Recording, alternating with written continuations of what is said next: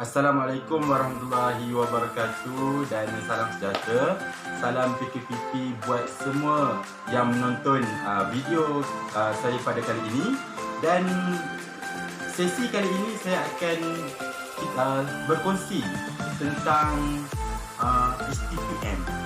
Rata-rata orang kata susah ke masuk homesick ni. Ada apa dengan homesick ni?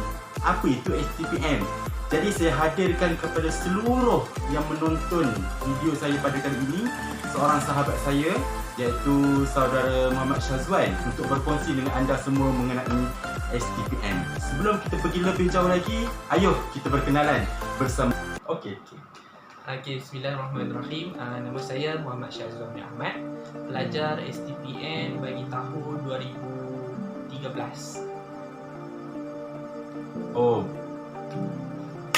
Boleh terangkan ataupun ceritakan lagi pengalaman saudara tentang sepanjang ambil STPM pada tahun 2013 tu? Okey, baiklah. Yang pertama, ingin saya terangkan berkenaan dengan STPM terlebih dahulu. Secara ringkaslah, STPM ni maksudnya Sijil Tinggi Pelajaran Malaysia.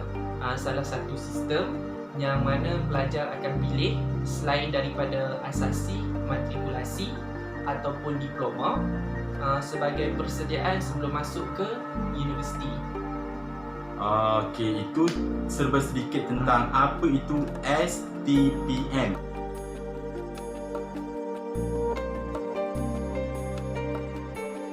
Beza STPM tu dengan orang kata STAM. Okey, bezanya kalau STPM kita belajar satu subjek, setiap subjek tu dalam bahasa Melayu ataupun bagi subjek bahasa Inggeris mungkin medium penggunaan bahasa dalam bahasa Inggeris. Berbanding dengan STAM ataupun STAM, Sijil Tinggi Agama Malaysia, yang mana bahasa penghantar bagi ke-10 subjek tersebut adalah bahasa Arab. Okey, dah jelas tentang dua terma, iaitu STAM dan STPM.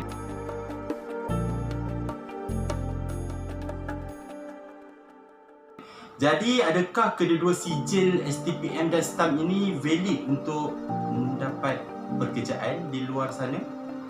Okey, setakat pengetahuan yang saya ada, bagi STPM, STAM saya kurang pasti, takut salah jawab. Okey, saya jawab untuk STPM.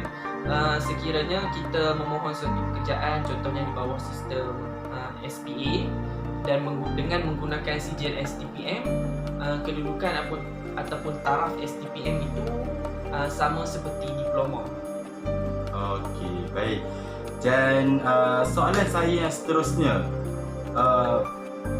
ada berapa aliran dalam STPM ni?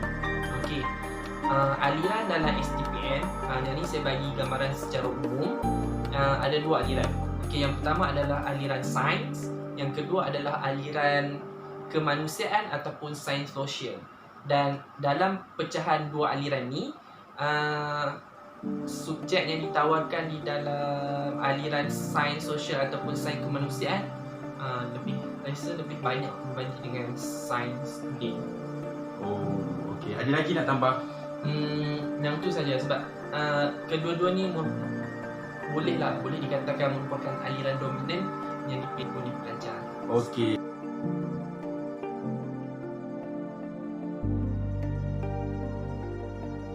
Yang pertama tu saya nak beritahu, sebelum ni STPM dijalankan berdasarkan sistem terminal. Kemudian kami selaku batch pertama pada tahun 2012 mula diperkenalkan dengan sistem pembelajaran baru yang dikenali sebagai sistem modular ataupun sistem semester. Okey. Bagaimana pula dengan penggal ataupun orang kata berapa tahun sebenarnya STPM ni? Okey. Tempohnya masih sama, iaitu setahun setengah, tapi pelaksanaannya melalui semester. Kita jalankan subjek tu ataupun kita pelajari subjek tersebut dalam tempoh 3 semester ataupun 3 pekan. Okey. 3 pekan. Okey, itu dah diterangkan oleh beliau tentang sistem baharu STPM pada tahun tersebut, bermula pada tahun tersebut sehinggalah ke hari ini.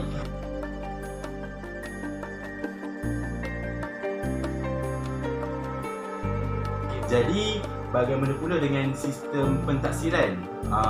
Sama ke macam di universiti ataupun kolej-kolej di luar sana yang buat assignment lah, kerja khusus ke, ada test ke, macam mana? Okay. Apabila mula diperkenalkan sistem semester, secara tidak langsung lah sistem di universiti turut diterapkan dalam sistem modular ini.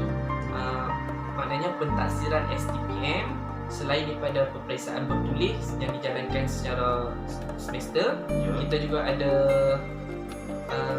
assignment ataupun kerja khusus yang diberikan dalam sem-sem tertentu untuk subjek-subjek yang kita ambil lah. Okay, contoh macam pengajian AM kita ada kerja khusus. Boleh kata semua subjek yang saya ambil waktu tu ada kerja khusus belajar. Okey, kita nak tahulah saudara Syazwan ni sebelum pada tahun 2013 apa aliran yang beliau ambil sehingga mendapat keputusan yang sangat-sangat cemerlang pada tahun tersebut. Itu saya pilih aliran sains sosial ataupun kemanusiaan, yang mana subjek yang saya ambil 4 subjek, maksimum 5 subjek, tapi saya ambil waktu tu 4 je. Dengar tu, Okay. 4. Yang pertama pengajian AM, subjek yang wajib diambil oleh setiap pelajar yang mengambil STPM. Okey, yang kedua syariah, yang ketiga usuluddin, subjek yang keempat saya ambil adalah bahasa Arab.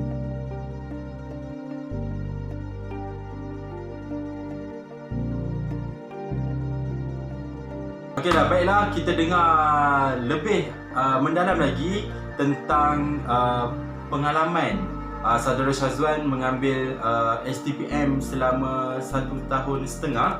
Adakah memberi kesan yang cukup bermakna kepada saudara Syazwan? Nak tahu jugalah, susah ke ambil Form 6 ni sebenarnya? Okey. Untuk soalan tu, selalu yang kita dengar stigma setengah pelajar yang kurang didedahkan berkenaan STPM seperti saya kan. Pada waktu tu mungkin STPM adalah jalan terakhir lah untuk pelajar lepasan SPM mengambil STPM. Sebab apa? Okey, saya ceritakan dulu berkenaan dengan, bukanlah kata kelemahan ataupun kekurangan, mungkin kita ada pro dan kontra dalam sesuatu bidang yang kita pilih. Ya, betul. Jalan ataupun pilihan yang kita pilih itulah. Ya. Okey, bagi STP mungkin beberapa yang kita waktu tersebut lah, pelajar yang setengah pelajar mungkin tidak mahu pilih STP. Okey, yang pertama sebab STP ni masih dijalankan ataupun diadakan di sekolah, di mana pelajar masih perlu datang ke sekolah dan berpakaian uniform sekolah pada waktu tersebut. Dan kemudian yang saya ketahui, saya tak pasti tahu bila, pelajar tidak lagi perlu untuk memakai pakaian sekolah, tetapi boleh memakai pakaian, bagi lelaki kemeja, perempuan boleh pakai baju kurung. Nak menjelaskan lah, itu pun saya pernah nampak jugalah di sekitar rumah saya, di mana pelajar-pelajar tingkatan 6 ni memakai pakaian seperti mana pelajar universiti pergi ke kelas. Contohnya pakai long sleeve, tak kisah warna apa, dan pakaian macam orang pergi kerja. Kiranya nak ambil feel ataupun satu, orang kata apa, feel lah, perasaan tu sama berada di mana pelajar universiti berada dan pelajar tingkatan 6 tu berada.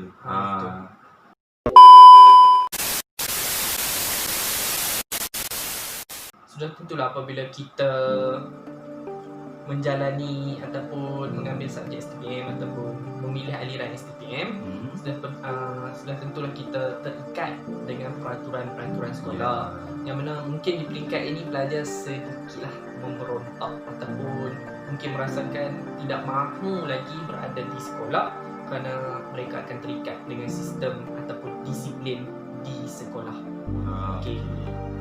Okey, yang tu berkenaan pro dan kontra lah. Seterusnya mungkin lah bagi pelajar yang cemerlang, mungkin mereka akan pilih program ataupun aliran fast track yang lebih singkat tempohnya, seperti asasi ataupun matrikulasi yang ditawarkan di universiti-universiti tertentu. Tapi untuk STPM, tempohnya adalah 1.5 tahun, iaitu 3 semester.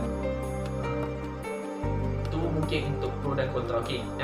Yang seterusnya, yang saya rasa mungkin STPM ni merupakan jalan terbaik untuk sesetengah orang. Saya suka dengan satu sistemnya lah, sebab sistem yang baru diperkenalkan tu sistem modular ataupun sistem semester. Kemudian pendekatan yang digunakan oleh guru. So maknanya dalam satu kelas kita punya skala pelajar mungkin tidak ramai, dalam 20 ke 25 macam tu. Dan dalam jumlah pelajar yang sedikit, guru lebih memberikan fokus pada kumpulan sasaran ataupun pelajar lah. Dan guru-guru juga adalah guru-guru yang sangat berpengalaman yang telah mengajar subjek STPM beberapa tempoh sebelum ini. So berdasarkan tu, saya rasa mungkin lah, saya rasa STPM tu sesuai ataupun memang sesuai dengan saya. Okey, itu serba banyak penjelasan yang diberikan oleh saudara Syazwan mengenai pengalaman beliau, iaitu baik kontra maupun pro-nya sepanjang perjalanan beliau mengambil STPM. Ada apa lagi saudara Syazwan nak tambah? Okey, selain tu saya nak tambah sikit lah. Persaingan untuk masuk ke universiti selepas habis semester. Selepas tu, okey, kita mungkin kuota untuk masuk ke universiti, kita akan ada kuota dari asasi, matrikulasi, STP dan diploma. Okey. Okey, itu antara aliran 4 aliran lah persediaan sebelum masuk ke dalam universiti. Betul. Okey. Tapi untuk kuota STP, persaingannya lebih rendah berbanding aliran berbanding asasi ataupun matrikulasi. Dan tentulah pelajar STP lebih kurang berbanding pelajar asasi dan juga matrikulasi. Jadi kebarangkalian untuk ditempatkan di universiti adalah tinggi sekiranya pointer kita 3.0 dan ke atas. Dengar tu adik-adik yang mana takut tu, penjelasan yang diberikan oleh Abang Syazwan, saudara Syazwan kita pada hari ini cukup terperinci lah, supaya adik-adik maupun penonton kita pada hari ini, pada sesi kali ini terdedah dengan STPM tersebut.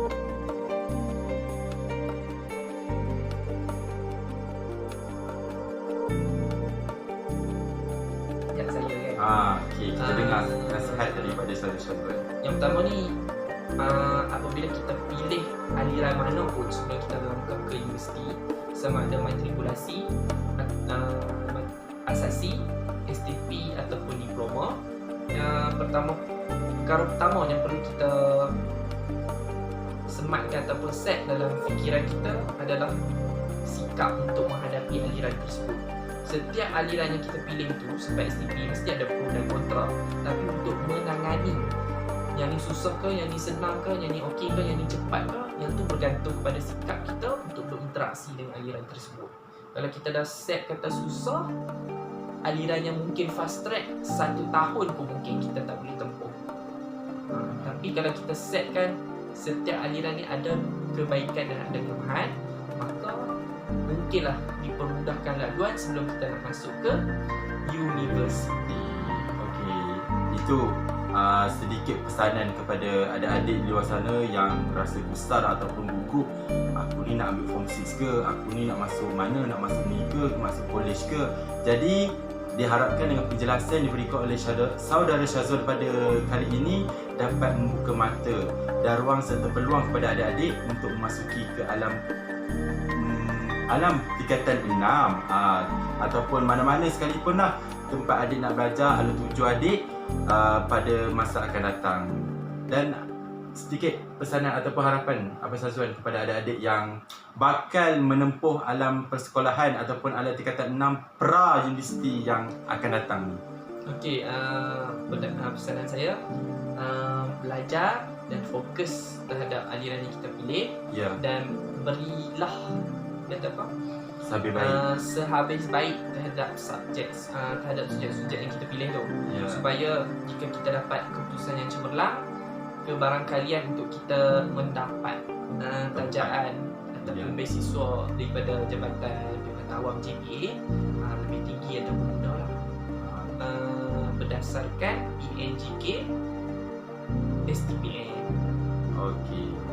Itu saja daripada kami mengenai STPM ataupun peluang untuk meneruskan pelajaran selepas SPM supaya adik-adik membuka mata dan menghilangkan stigma yang kata Form 6 ni, tingkatan 6 ni sangat-sangat susah dan kurang peluang untuk meneruskan pelajaran di peringkat universiti kelab. Jadi diharapkan adik-adik sekiranya mempunyai persoalan ataupun pertanyaan, bolehlah tanya di ruangan komen di bawah. Itu saja daripada kami. Terima kasih Saudara Syazwan, dan itu saja. Assalamualaikum warahmatullahi wabarakatuh.